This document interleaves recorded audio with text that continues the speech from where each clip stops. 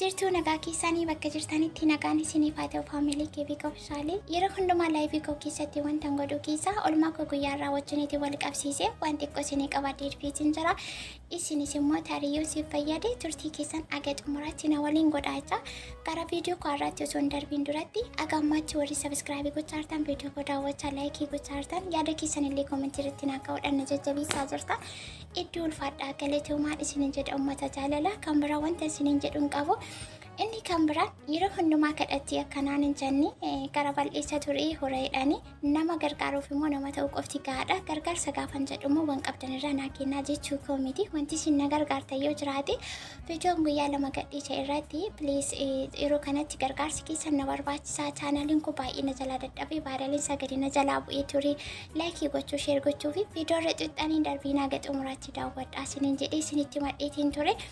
Ammas immoo isa kana isiniin jechuunis waaqa gaditti isin malee waan hin qabnee fi haga dhumaa viidiyoo daawwachuu akkasumallee laayikii gochuun bira darbaa isiniin jaallattan hiriyoota keessan firoota keessaniif illee sheerii godhaa. Waan 10 yoon dubbadhe 10 keessaa tokko lama yoo isin fayyade barumsa isinii ta'e hin beekanii fi gara viidiyoo kaarraatti yeroon isinii deebi'u akkasumallee viidiyoo guyyaa lamaan dura gadhiisee yoo laaltanii jiraattanii achirratti rifeensa talbaatti fayyadamee erga miicee booddee kan itti aanumoo viidiyoo biraatiin isinii deebi'a. Viidiyoon kun isinitti dheeratee dhawaadaa isinii galeen ture isa simmatuma keessatti isinii deebisuuf hin deema. Ammas akka xumuraatti na waliin turaa jecha guyyaa irraa qaqemamoonni madaamii ni beektanii guyyaa hojii guyyaatti ijoolleen mana barumsaa deemanidha. Ganama ka'ee akkuma nama kamii ijoollee mana barumsaa geessee guutummaa guutuutti aga sa'aatii kanaatti wanti hojjetamuu qabu xumuree booda dhumarratti wanti gochuu qabu haala margaartan kanaan kushiinaa miicee xumuree gara fooqitti ol ba'uudha. Ergan kushiinaa haala kanaan qulqulleessee miicee fooqitti ol ba'ee karoorri koo rifeensa koo sirreeffachuu ture guyyaadha. Sa'aatiin kun garuu wayyaan baay'ee lafa nam'ee jira jechuudha. Kan tuksii barbaadu kan tukkusamu isa duratti rifeensa koo hojjetachuun dura wayyaa sana tokkosee lafa kaa'uun qaba jedheen maaliif yoo jidduutti na waamanii hojii koraanaa kaachisu waan ta'eef isa booda ol bahee uffata koo nan jijjiiradhe yuunifoormii jechuudha. Maaliif bishaan keessa gangalachaa waan hin ooleef ergan uffata koo jijjiiradhe haala kanaatiin nafa sabsabbii godhee uffata koo tokkosee xumuree maaliif yeroo firii xiqqoo ishii gaafan argadhu baay'ee itti fayyadamuun barbaada'anii viidiyoo guyyaa waraabuun natti iyyuu hin tolu. Akkasitti guyyaa waraabii hin beeku akka carraa ta'e yeroo firii argadhe irraa itti fayyadame. Isinis immoo yeroo firii qabaattan please bilbila irratti hin dabarsina. Yeroo keessanii bakka hin taanetti hin xumurina. Taayimis gooldeetti warri adii yeroo hundumaa waan akkasii kana nan dubbadha. Kanaafuu gaa haaluma argaa jirtan kanaanii uffata baay'eetu jira. Uffata koo tokkosee xumuree gara kamittiin akkan deemu ammallee yoo na wajjiniin kan turtanidha yoo ta'e ani sa'aatii kanatti maal gochuun qabaa jettanii sa'aatii keessanii ajjeestii godhachuutii qabdu. Maaliif isiniinis yeroon isin barbaachisa waan ta'eef yeroo itti uffata miiccatanii yeroo itti maal godhanii akkasittanii fataa of gochaa sammuu keessa rifireeshii gochaa jirti. Garuu tokko na bira kaameraa duuba kaameraan sodaatti malee ishee wajjiniinis dudubbachaa jira. Kunoo haaluma argitan kanaatiin uffata koo tokkosee ergan xumuree booda amma kana rifeensa koo hojjetachuu fi akkuma isiniin jedhe guyyaa lamaan dura talbaatti fayyadamee talbaatti ergan irraa miicee booda wanti hojjetadhe kun isa kanadha. Guyyaa lamaan rifeensa koo kanan hojjetadhu isiniin jedheen ture. Inni kunis soba miti dhugaadha. Kunoo guyyaa gaafa sana quxuxurii haala kanaatiin hojjedhe. Isa booda gaafa guyyaa lamaan isaa oolee hin bulu akkasittiin bososseedhee jira jechuudha. Amma torbeen isaa gahutti guyyaa lamaatiin haaluma kanaaniin hojjetadhaani aga torbii isaatti jechuudha. Gaafa torbii isaa immoo nan miica. Qibaatii garuu gaafuma miica qofadha kanan itti dibu. Gaafa miicuun itti dibee isumatu torbiitiin nagaa jechuudha. Maaliif qibaatii ganama galgalis ganamas qibaatii matatti nan naqu jechuuni. Rifeensaaf illee gaariin ta'u darbee immoo baay'ateefis miti kan fayyadu. Murtii isaan akkaataa itti fayyadama kee fi yeroo ati rifeensa kee hojjetattu akkaataa itti qabannaa keeti malee qibaatiin baay'ateef qibaatiitti dibuu miti keessaa rifeensa kee keessaa qibaatiin ol burqee fi rifeensi hin dheeratu. Akkasittiin hubadhaa isiniin jechuu fi waan hin beeku waan hin ofii koo godhu irraati yeroo baay'ee yaadni koo kana sheerisnii gochuu barbaadu. Kunoo haaluma argitan kanaatiin hiikaatiin jira jechuudha. Quxuxuriin kun yana waan meeqa na fayyadee jira. Tokkoffaa yeroo illee ni qusata akkasumallee rifeensaafis gaariidha. Kana hidhee isinitti himuu hin danda'u waan quxuxuriin kun na danda'ee jiru. Dafii hiikuuf dafii bakka itti deebisuuf illee baay'ee na fayyada. Shurrubbaan akkasuma ranatti hin toluu fi kolli hin jaalla'u. Yoo shurrubbaa asii gadi hojjetadhu boquun kolleen hojiin hojjetu maala kedeen beekanii hin jaalla'u hojjechuusaas hin jaalla'u. narraa simbareedu natti fakkaate yeroo yaadu. Innaa irra caalaatti ani quxuxuriin kun baay'ee rifeensaaf illee rifeensa hin miidhu. Akkasumallee yeroo ni qusata waan baay'eef sin fayyada jechuudha. Akkasumallee ofirratti hojjeta jechuun. Kunoo haali margaa jirtan kanaatiin xumureetiin jira. Xumureen jira erga miicee guyyaa 2 bulee har'aan immoo sadaffaa isaati jechuudha. Amma torban gahutti miicee haga torban gahutti haluma kanaan guyyaa 2 bakka isaa jijjiira. Rifeensa hiikamaa kaanii ganamas galgalas filuuni faayidaan qabu rifeensa ni miidha malee maaliif akkuma filtan sana rifeensi keessaa ba'aa deema waan ta'eef inni kun gaarii miti.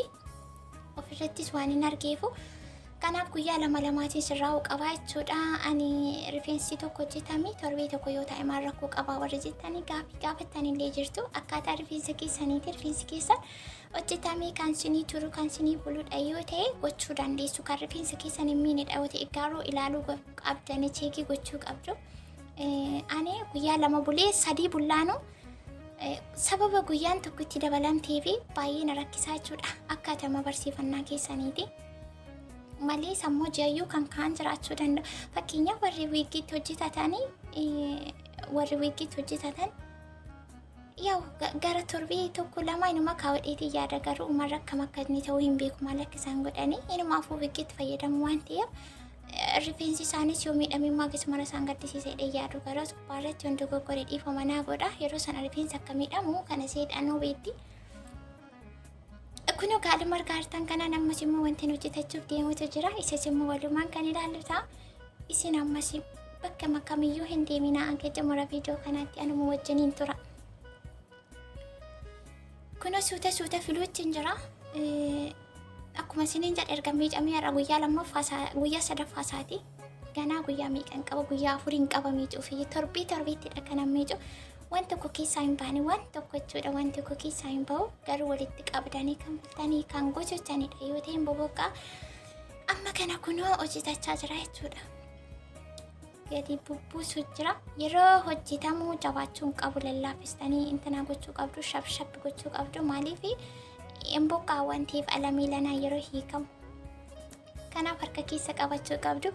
Harka haadha biddeenaa sun taane harki haati biddeenaa kun gaafa jedhamu haadha lammaffaa nama daddarbatteedhaani waan akkasiillee nama mudanne galata waaqayyoo warri mudaachis immoo jaallatanii miti waan akkasii kan nama mudatu waan akkasirratti wandoo bakka dhiifama naa godha. Fakkeenya fudhadhe isinitti taasisuu waan hin barbaadeef malee simmiidhuu jecha simmiidhuu isinitti dubbachuu hin barbaade yoomillee soo gaayis kun haaluma harkastaan kanaan labbi godhee xumuruuf hin deema. Egaa bakka kanatti ammallee wanti isinitti maddu biliis chaanaalli kufee jira gaarabii miseejiin ta'illee naagalee jira. Yaw daawwattoota kootu jira kan jedhuuniin abdiin jajjabaachaa jira ufuma jajjabeessaan jira gargaarsa keessa wajjin jechuudha. Kana namni tokkummaa gochuu hin danda'u. Wanti sirratullee hin jiru yaw namni viidiyoo irra tuqee gaafa darbu viidiyoon gaafa laayikii dhabu baay'ee dadhabaa deemaa jechuudha. Garuu guys warri akkasii kun maaliif waliin jajjabeessinu dhugaa rabbiin baay'ee tokko naafannaa qabaa jira keessumaa yeroo ammaa kana mee warra amaaraa ilaalaa warra afaan amaariffaan hojjetan nuti mee akkam taanu zaree keenya keessaa baanii sanyii keenya keessaa baanii mee akkam taanu namni wal gargaaru hin jiru hundumtuu giraa wal ilaala bitaa wal ilaala namni wal jajjabeessu hin jiru akkam taanu mee waan hojjennu hin jiraannu nuti nu barbaachisu akkamiin akkas taana garuu kun gaarii natti hin fakkaatu. Kan akka koomitii kan kanaan olitti sirriitti bahee waan bareedaa hojjetu jajjabeessaan jiru jechuudha. Uummanni keenya karaa kanarratti baay'ee gadi kufa baay'ina keenya malee hagas wal fayyaduun keenya baay'ee gadi bu'aadha. I don't know maaliif akka ta'e hin beeku ka bizaatu xiraatu moo ka xiraatu bizaatu jedhu warri sodda waan akkasiiti. Kunoo gaala margaa jirtan kanaanii gara xumurutti deemaa jira. Jarrillee nawwaamni natti hin daawwalle irra maal akka ta'e hin beeku garuummoo qalbiin achi sana na jirti ani fooqitti yeroo ol ba'u yaadni koo na bira hin jiru maal akka ta'e hin beeku isaan bira yoo hin jiru bakka yoo na waamanillee yoo na waamuu baatanillee isaanuma cinaa yoo hin taa'inaa wayya sammuun natis gabbaa malee isaan irraa siiqitaanaan waanuma bade waanuma angalee waanuma cabe waanuma gubateetti waan handeewwan itti fakkaata guutumaa guutuutti jireenya koo waamuma mana kana keessaa fudhateera idoonnu maal akka ta'e hin beeku bayyeesus ara yaa waaqayyooti gara jireenyaatti na deeg kan koo yaaduun qabu ture. Mee warri mudannoo akkasii qabdan jirtu garuu እና ዋና ከሲቲ ኩኖ አመ ከናይ ሰንጅራ ኩኖ ጥሙሪ ጅራ ሱዳ ሀለ ከናቲን ጥሙሪ ቲንጅራ ዱ በጃላ ሳቲን ቁጥጥሪ ደካና ነው ጀደ ያው ሾርት ቪዲዮ ቁጥ ጅራ ኪሳን ኮኩቴ ጅራ ዱባኒ ጀለሳ ቁጥጥሪ ቁጥ ረኪሳንሞ ኩኖ በካ አፍሪቲ እንቆዴ ጀቹዳ ለ ከናቲኒ kana jechuun egaa rifeensi akka dheeratu dheerinni isaa akka saffisu akka bareedu qulqulluu ta'e akka keessaa yaane kan caccabne kan gargaaru isaan kana waan ta'eef isinillee akkasumatti itti fayyadamaa isiniin jaa viidiyoon koo gara xumuraatti jira qibaatonni itti fayyadamu kunuunsa kana dhagaaruu qibaatii kana asirratti isinitti agarsiisu malee ittiin fayyadamnedha qibaatii hin dibne maaliif qibaatii gaafuma miice sana yeroo tokko itti dibee ta'ee bakka isumatti torbaniin gaamalee yeroo hundumaan qibaatii rifeensatti hin dibu gaarii simmoo miti rifeensa akka tokko ta'aa deema akka buqqa'uufillee guutummaa guutuutti qibaatii yoo rifeensatti baay'ate gaarii miti jechuu fi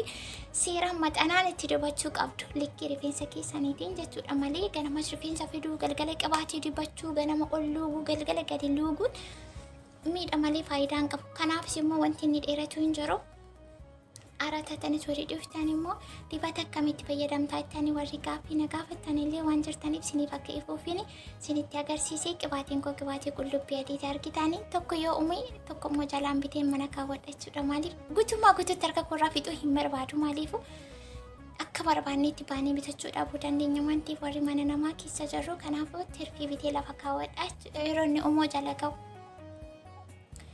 kuno inni kuni qibaatii kokonaatiidha isaan kanatti warreen fayyadamu yeroo hundumaa waggaa dheeraaf kan hin fayyadamaa ture isaanuma kanatu bakka kanaan nagahee isiniin jedhaa fuuldurattis immoo akkasuma egaa akkuma isiniin jedhe viidiyoon koo egaa akkuma kana viidiyoo biraatiin akkan deebi'uudhaaf kan na jajjabeessuu qabu deebi'ee kanan dhufu bakka kaman deema kanan jedhu abdii keessanii waan ta'eef viidiyoo koo laayikii sheerii gochuu hin irraanfatina yaada qabdan hasaaba taatee keessa yoo gaafis qabaattan kanan beeku irraas yoo ta'e kan beektan irraas yoo ta'e narraan qusatinaa isiniin jaa kuna dhumni isaa kana fakkaata baay'ee bareeda kuno isaan kanaa jechuudha warri fataa sana na gochaa jiranii hagaleetumanii jechuu fi isinis immoo carraa kana yoo isin barbaachise yoo isinii ta'e itti fayyadamuu dandeessu isiniin jechuun barbaade haga ammaatti waan wajjin taanitanii fi ulfaadhaa galeetumaa kan baay'ee isin jaalladhu akkan isin kabaju isinii beektu saboota akka kanaatti ol sassaabee haala kanaatiin akkana godhadhe deemaa jechuudha fataa sanaa hidhee ani garuu baay'ee shaashitti nan fayyadama maaliif qulqullina rifeensa keenyaaf shaashiin baay'ee fayyada waan ta'eef